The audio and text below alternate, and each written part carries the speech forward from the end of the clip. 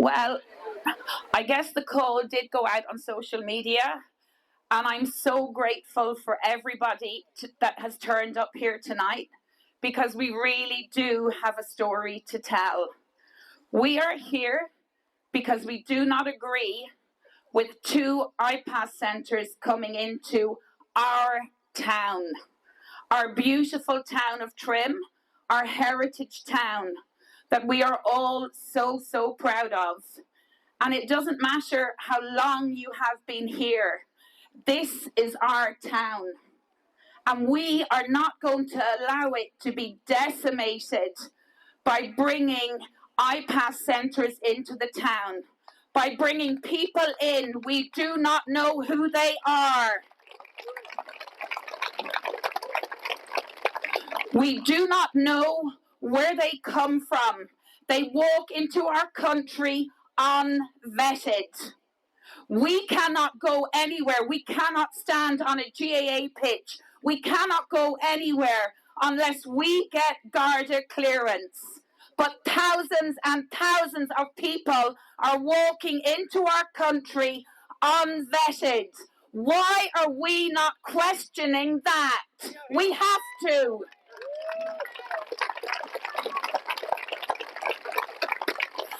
I'm just going to start off with a small story. I know it was shared on our social media. Lorraine, one of our committee members, was bringing a young girl home in the taxi the other night. And the young girl, 17 years of age, said, you know, what do you think of these IPAS centres that are being brought into the town? And me and my mum have talked about it, and we don't agree with it. And then Lorraine said to her, well, you know, I'm on the committee, and that's what we're trying to do. The young girl proceeded to tell her she was having a conversation in school. Teacher brought it up in school, asked them what they thought about it. I don't know, that's how the conversation went around to the IPAS centres. And the young girl said, me and my mum have talked about that, and we don't agree with it, and we are going to go out and march. Teacher turned around and called her racist. So for a teacher in a school to turn around and say that to a young girl who has the right to be heard, the right to speak her mind, and to call her racist, that is what's wrong with this country.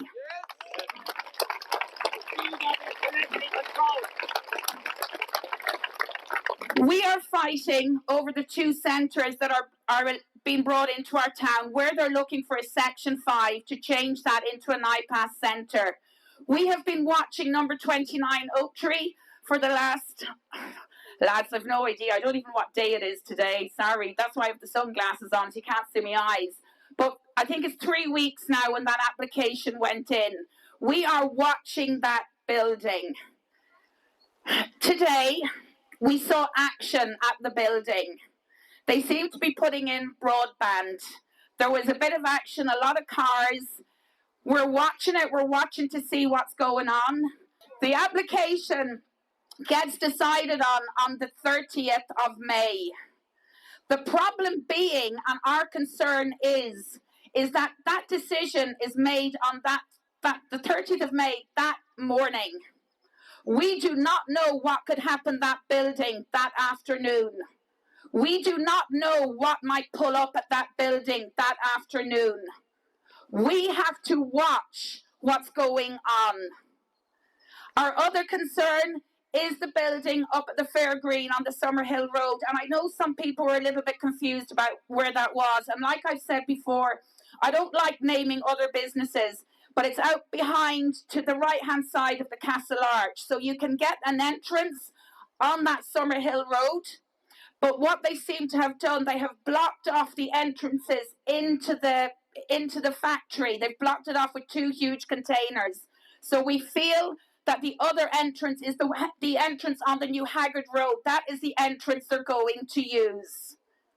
180 people into prefabbed buildings, into modular units in that area, across the road from our primary schools, surrounded by primary schools, by secondary schools, and a little creche across the road. 180 people. There are no more families coming into this country. They are single men.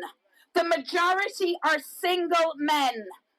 I have not been able to find any stats from the government, and I can't find them online, but the stat that I had the last day was 208 people, 108 single men. Why?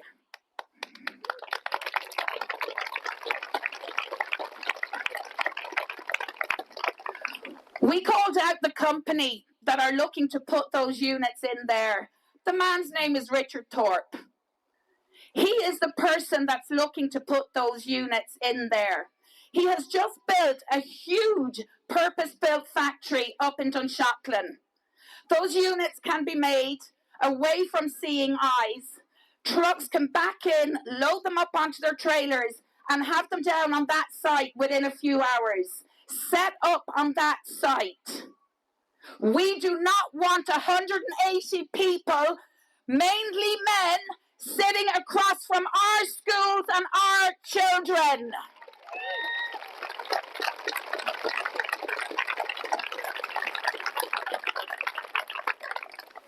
Just a few statistics. Back in 2024, the government's tried to push the agenda. They are pushing the agenda. They want to take over empty industrial units. They want to use land to put these modular homes on, to put these units on, so they can house people quicker. They are not housing the Irish people.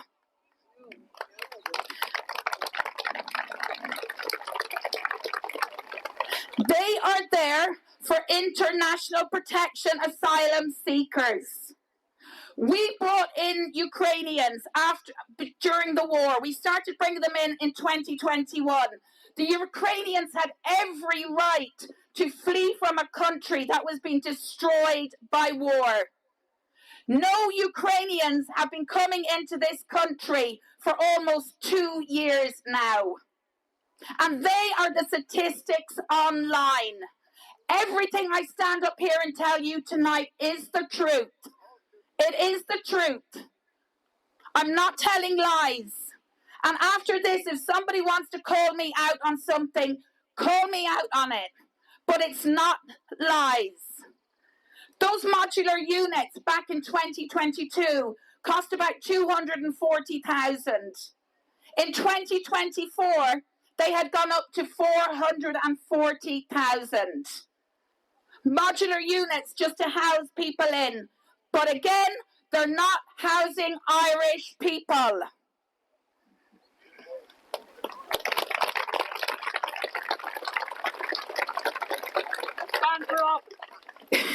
In 2024, it was also estimated that between 50 and 70% of the asylum seekers we had coming to Ireland, this was their secondary refuge. So they had been somewhere else and then decided, you know what, we go to Ireland, it's a soft touch.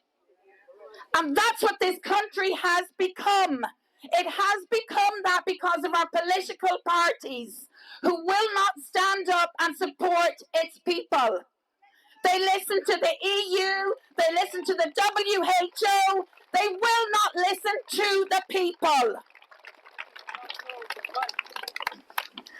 On average, anyone that houses international protection asylum seekers, at the moment it's about, on average, €84 a night. They can put 4 in a room. If you have 10 rooms, €3,600 a night, 100,000 a month, and almost 1.2 million a year. I wish I had that job. We do. We pay for that. We pay for that. In 2023, our government was spending 640 million housing asylum seekers. That worked out at 24,356 per person. So they housed 26,000 people in 23. That had risen by 79% from the year before. So it jumped by 79%. In the budget of 25, they have allocated 1.2 billion to house international protection asylum seekers. 1.2 billion. That is not going into services for the Irish people. That is not going into services to look after our own, to look after our children, to look after our elderly.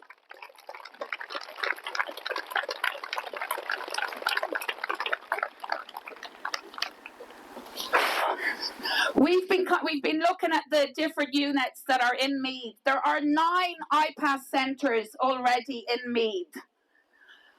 Over in Mosney, they have almost 900 people. So I'm looking at stats from last year. Those numbers have probably risen. But they have 875 people. When you go to look at the audits that are done on that company, there are so many of the staff that aren't even vetted. So staff are working in those places and they're not even vetted. Right beside us, we have a Lumley House in Navan. Of last year, there were 48 single males in that house. So the chances are this year it's a lot more.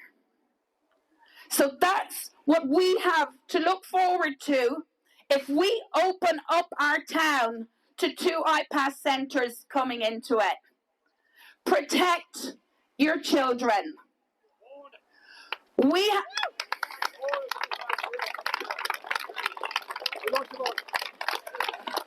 have been looking at a lot of empty buildings around the town and on the outskirts of the town. We need to watch and see as a community what's happening around us. We are also looking at another premises outside Rathmaline on the Rathmaline-Enfield Road. It's an old disused tile factory, I think they tell me. That is owned by a local businessman. There is no planning permission at the moment attached to that site. In 2022, in order to alleviate the fact that so many people were coming into our country looking for protection, the government put in a bill that you didn't have to look for building planning permission to house international protection asylum seekers. That bill stopped at the end of 2024. That bill was no longer valid. In that building on the Rathmaline-Enfield Road, there are international protection asylum seekers. They are living in a converted factory. They're living in a small house at the front of the factory that has been converted to house them. There is no planning permission on that site. The buildings attached to the small part where they are, at the moment, they're being renovated. There is no planning permission on that site. So as a community, watch what's going on. Question what's going on. If you don't trust your neighbour, question it. If you see somebody putting something in the middle of a field, question it. Because our town is under attack. It is under attack from people in power, people with money, and people who are greedy.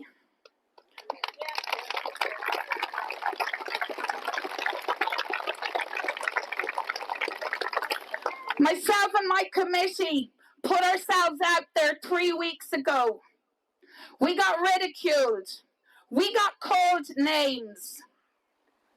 Call me whatever you want, it goes over my head. This is my town, and I will do everything in my power to protect it. To protect it being decimated.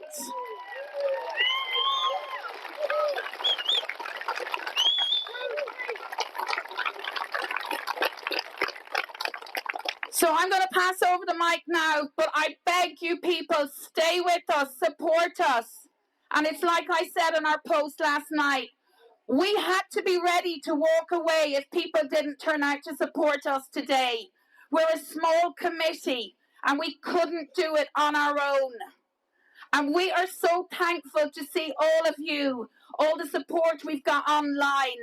Everything has turned around for us.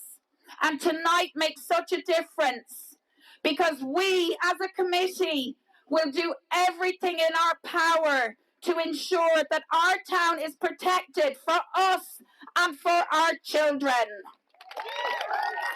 Hello everybody, and thanks for coming out. It means so much to us in the committee to see so many people here. It means that we have the great support in the town and everybody is behind us. I want to just tell you a little story about a friend of mine. She's a woman in her late 50s, and she was telling me the other day that most evenings her and a friend, they come together and they go for a walk around the town and they have a chat like I'm sure loads of people do in the morning, maybe after work, or in the evening time like they do. They walk around the monuments, the lovely place that we have here, and I think this is one of the most beautiful towns in the whole country. But they walk around and they enjoy the peace and the quiet and the tranquility that we have here. It's absolutely fantastic. And she said to me that she read a report from liberal.ie only 5 days ago about another town just out the road, Kinnegad. I'm sure you all know Kinnegad. And this is not me saying it, this is a report from liberal.ie that said this. And what they said was that the people, particularly the ladies and the women in Kinnegad now, are afraid to go out at night. They can't walk around the place anymore like what they used to do. Now, Kinnegad is a smaller town than here. But because the element that's after been brought into the town, they don't feel safe in their own town again. Now, how does that relate to Trim? That relates to Trim by if we didn't do this, and if we don't make an opposition to this, what they're planning to put in between the two IPAS centres that we know about, and possibly more, could amount to about 500 people coming in. Now, how do you think that would affect you walking around here at night time? Yeah. And Ashling Murphy in the canal. I live out beside the canal in Longwood. And it's only starting to recover the mindset of the people, particularly the girls and the ladies. You know, they're always walking in pairs, and very, very seldom you see them walking singly because of what happened to Ashling Murphy. And that was a disaster from the very beginning, because the perpetrator of that incident came in here with previous convictions in a different country, slipped through the net and came in here and committed that heinous crime. Now, I want to talk to you just about some research that I did that's very relevant to this situation here in Trim. What happened over the last 10 years across Europe when the migration came in under the direction of the EU? There's been many studies done across Europe to analyse how different types of immigration have impacted towns like this and cities like this throughout the whole of Europe. Now, without getting into a big long spiel about it, but I'm going to home in on Sweden. Now, I went to Sweden. I had great friends in Sweden. I used to go there around 2012. A lovely little town called Eskilstuna, just about an hour outside Stockholm. And it was a peaceful little place, very like Trim. Now, I spoke to them recently, and it's the same thing. They're on lockdown, they're on curfew. The women cannot go outside. They don't feel safe to go outside. And that's what they told me directly. Now, last January 25 this year, and this is a fact, and you can look this up on Google. It's not me saying it. I'm just telling you the facts. In January 25, in Sweden, 32 bombs went off across the whole country. Now just put that in your head for a second. 32 bombs went off in that country in January, just in 1 month, right? Now, that level of violence has escalated since that migration came in. And the one key thing that I read in that report was that the government, actually the Swedish government, actually admitted that they've lost control of certain parts of their country. Now, how does that relate to this country? We are on the exact same trajectory as Sweden was back in 2005 or 2015. And if we don't correct that, we will end up like that, because these reports allow us to look into the future of what this government is bringing forward for us. Now, one more thing I want to talk to you about, folks, is how people keep asking me, how did this happen? How is this happening to this lovely little town?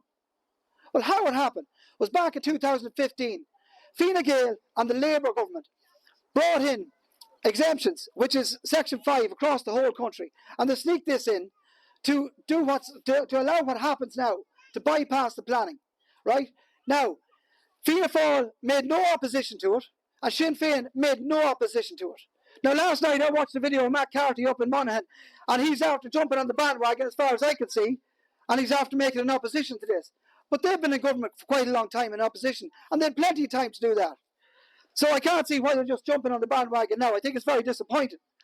But anyway, the point is that you need to realise that who we're voting for, the person that you're voting for, may be a very nice person, but if they're commanded by a party like Fianna Fáil or Fine Gael or Sinn Féin, they can't vote against what the party says so. So you have to be aware of that when you're voting. Now, what is the solution and what can we do? Well, the best thing we can do, folks, is stand together like what we're doing here. And I'm so proud to see so many people to come out here and help us make this a big thing. And this is going to go out to thousands of people across the internet. I'm so proud. And thanks very much for coming out.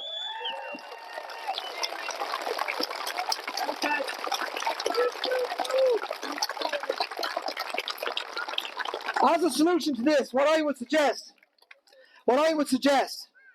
is that in our local place, now this is an idea, and it's not factored out like this, but this is an idea. What I would suggest is that you contact your local councillor, whoever that is, whoever you voted for, and ask them to bring a motion forward in the local council to get rid of Section 5 and bring back proper planning procedures for all these buildings. Because if we're going to bring people into the country, we want to bring them into a place and give them dignity. I'm sure you'd agree with that. Give them dignity and make it legal. And also, they need to be vetted, not alone for us, but for them. Because if they have issues and they need special treatment, well then we need to know about that to give them dignity to wherever they're going to go. Because I don't think anybody is racist. I've travelled all around the world and I've seen racism firsthand. And to be honest, I think Irish people have been racist, as Tommy Tiernan says, it can't happen.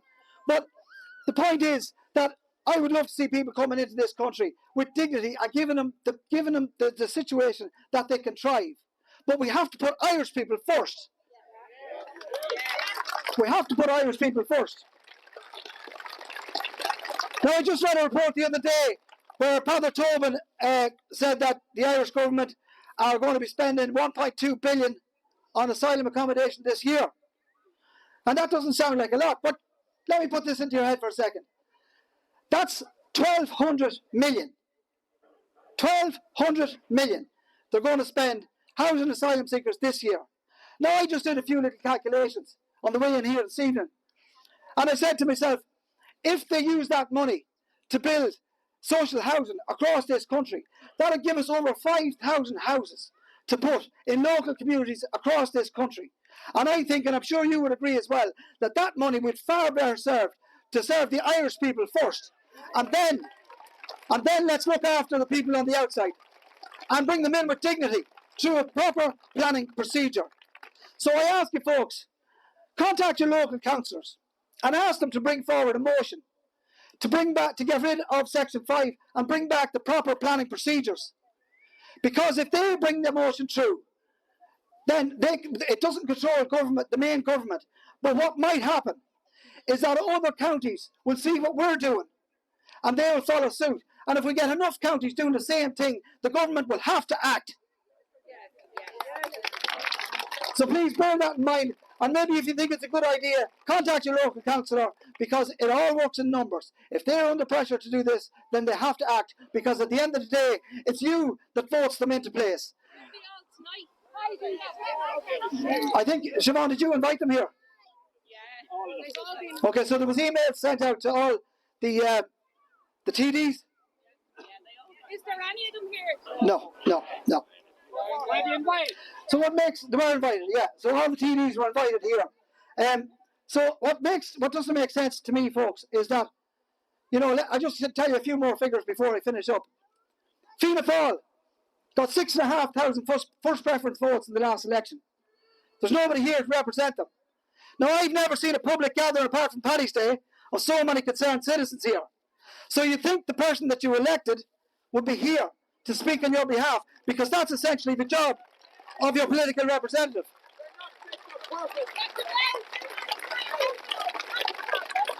Fianna Fine Gael was voted 6,200 first preference votes. There's nobody here to represent them. Father Tobin got 7,500 votes, and Johnny Gort got 8,500 votes. These are the facts. So, folks, I leave you with that. Please bear in mind what I said. This is just a suggestion, but I think, in theory, it may work. And if we're doing any more of this stuff, thanks very much for your support. And I would like just a round of applause for the committee. I think they're fantastic. Katrina. I came to Trim when I was 11 from inner city Dublin. My dad and Mam moved us down here for a better, safer environment.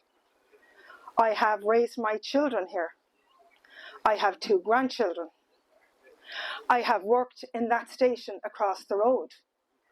I have paid my taxes. I love this town. It has given me so much. I'm not a person who speaks. This is my first time ever to stand in front of anyone.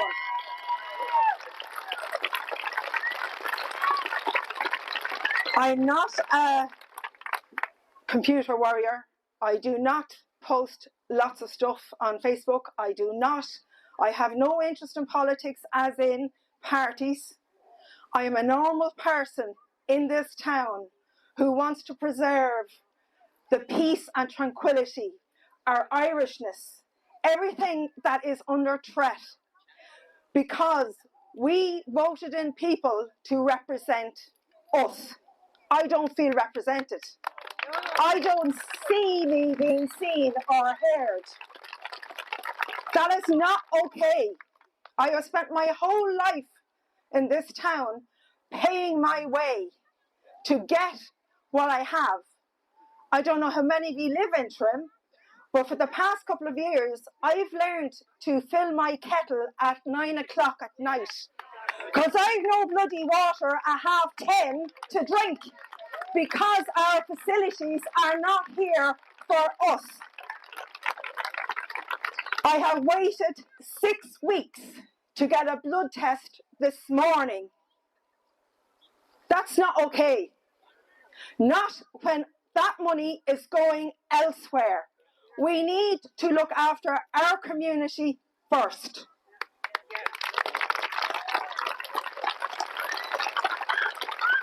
I'm not racist, so anyone that wants to come from that direction, I'm from a family who I am the only person out of 4 people in my family who was married to an Irish person.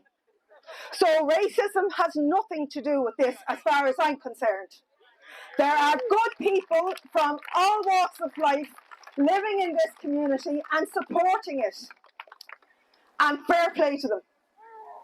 I have worked in Calcutta with the street kids, with Irish people. We have good hearts. We do not throw people off the bus when they need help. The Irish are loved all over the world. We are. But we have been lost in translation. I am scared for the first time in my life, and I'm in here a long time, that what I have and what I love is under threat. I have never wanted to stand in front of anyone in my life before, and if anyone had said to me 3 months ago, you'd be standing in front of a crowd with a mic, I would have said never. Stop putting yourself down. But I feel so passionately about maintaining what we have built in this community and in all the other communities that are doing the very same thing that we're doing. Working hard, paying our taxes, putting our trust in people who years ago did speak for us but have been run over by the EU and God knows who else. As I said, I'm not into politics at all, so I can't follow up with any of that. What I will say is, I am proud to be a Trim person. I am proud to be an Irish person. And I feel the only way we can move forward is if we do this with dignity and respect. And do not cause trouble because then we're no better than those people we are trying to keep out. We must stand together in unity. Together, there is power. We are the people of Ireland, and we have to be seen and heard. On that note, I'm going to get off my soapbox, but thanks for listening. And there you go, folks. That's it from a local person. We now have Ciara from Cal Says No to talk to us. Ciara has been absolutely amazing. I couldn't have done it without her. From day one, I contacted her when that application was put in, and Ciara has had our backs ever since, and all her colleagues and friends and all around her. So I'm going to pass you on to Ciara. Thank you. Wow, there's a crowd. Fair play to you. Give yourselves a round of applause for coming out. That's what we need to see all the time. Lads, Trim is under attack big time. The government is all over your town right now, finding little places to put these IPAS centres. So you need to show up all the time and make sure that they know you're not going to take it. 2 buildings. Am I surprised? Not at all. Am I surprised it's beside a school? No, because this is what they're doing. I don't know why they want them beside our kids.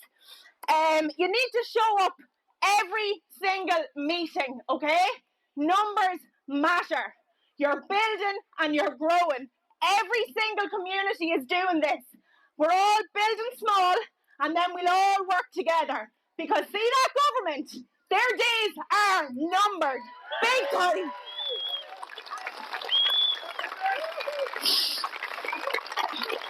So while all of you are losing sleep, okay, over the possibility of two IPAS centres coming into your town, Helen McEntee and Simon Harris were down feeding animals and eating ice cream in Nobber yesterday. That's what they think about you.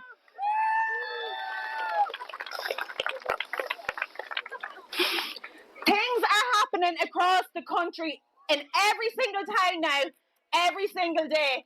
There's a few incidents happening every day, but you're not going to see that on RTE. You're not going to see that on Virgin Media.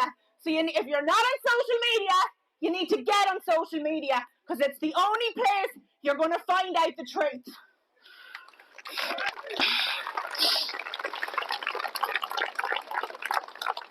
Follow the other Says No groups. Carrick Macross Community Watch have a fantastic page.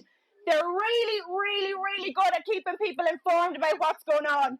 Off-Grid Ireland is another one. You need to follow it.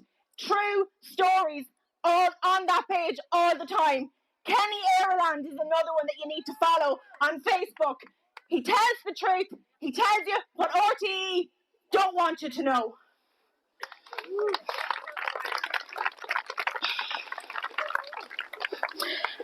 I just want to mention Andy Quirk. You all know him as Damo and Ivor, okay? You need to follow him. He's telling the truth, and he's telling it a long, long time, let me tell you. He supplied all these flags. Get all them flags up. Come on, show them colours. Show them colours, okay? He has supplied the flags, and he wants every town in a sea of tricolours. He wants you decorating your house. Go out and get bunting, because we're proud of that tricolour. This is our country. Ireland belongs to the Irish people, and that is a fact.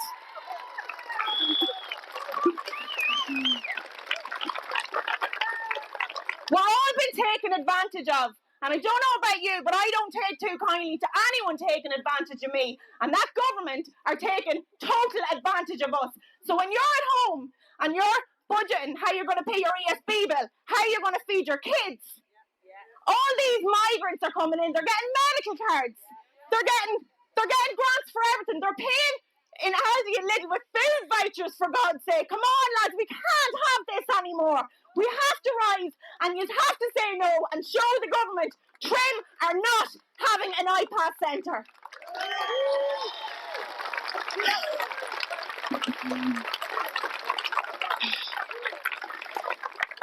We are at 76% Irish in this country, right? There's 24% non-nationals, and that is growing by the daily, right? We need to get Ireland back to a super majority Irish nation the way it should be, because it belongs to all of us. I'd just like to finish up. I just have something I'd like to say to the government. I'm sure they're going to be watching this later. The protests will continue until mass deportations begin. We love this country, and we're not going to stop. We're only going to get bigger, better, and stronger. And we're not going to stop until we get our country back to the way that we all want it. Thanks. Okay, folks, so there are speakers for tonight. All I can reiterate again is thank you so much for everybody for coming out. We're so happy that you're here, and thank you for your support. I am going to ask, we need help. We are a small committee. We are going to have to set up groups to watch the buildings that we are concerned about, and we are going to watch them. They're going to sneak in overnight. The places that are earmarked for IPAS centres, they can get in there during the night. The buildings that I pointed out today, the convent and between Rathmaline and Enfield, they can go in there at any time of the day or night. And you won't see them going in. But we will be watching them going in. And we will be waiting to stop them going in. So don't let any councillor turn around and say,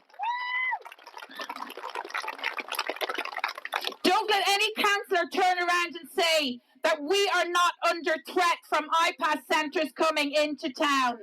They haven't got a clue. It's down to the county planners, not down to any of the councillors. They have no say in it. And if the county planners give permission on the 30th of May, we are in trouble. If they give permission on the 10th of June, we are in even bigger trouble. So we have to stand here as a crowd and say it's not going to happen. It is not going to happen to our town.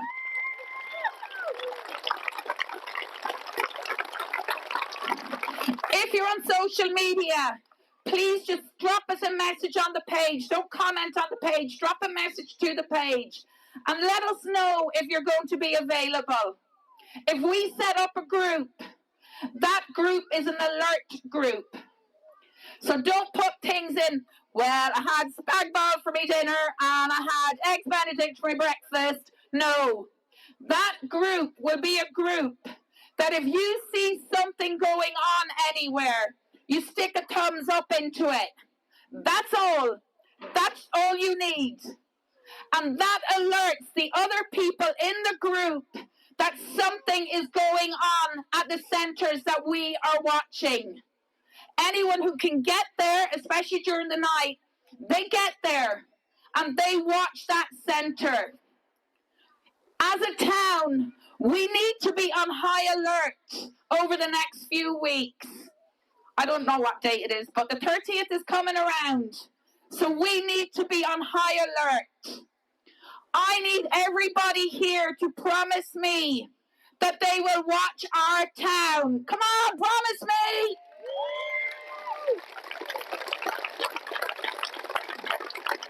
We cannot do it ourselves. So yet again, thank you so much to everybody for coming out tonight. And I'll say it again, what I told you is the truth. And we will only tell you the truth.